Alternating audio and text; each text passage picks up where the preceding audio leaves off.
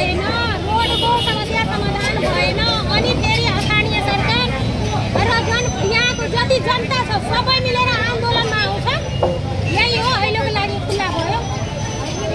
छिट्टै काम सुरुवात हुनु पर्यो। ठेकेदारहरूको अलिकति जाग्नु पर्यो। उहाँहरूलाई प्रोजेक्टमा पैसा पनि छ अनि काम किन भइरहेको छैन, हाम्रो यो दुर्दशा किन बनाउनु भएको छ, उहाँहरूलाई काम गरिदिनु पर्यो, नत्र हामी आन्दोलनमा हुन्छौँ।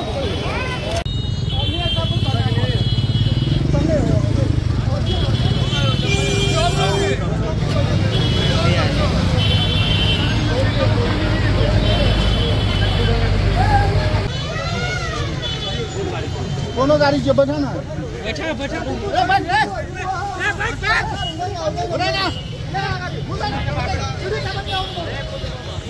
भयो तपाईँलाई पनि थाहा नै यहाँ के भइरहेछ। अब के गर्नु, भोलिदेखि के गर्नुहुन्छ कमेन्ट पनि अहिले दिनु।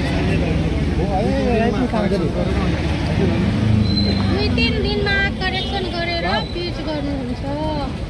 2-3 दिन भनेको यो 2-3 दिन के हो, महिनामा जान्छ कि सालमा जान्छ, दिनमा जान्छ। पहिला करेक्सन गर्छौं अनि कति भन्नु, यही साल हो त्यो भन्नु। अब त विश्वासै छैन नि, विश्वास छैन। यिनीहरूले आन्दोलन गर्यो, यिनीहरूले मात्रै आन्दोलन गर्यो छैन। यो विशुद्ध राजविराज नगरपालिका लिखित कराबो हैन पहिला लिखित अरे पहिला बोले त नि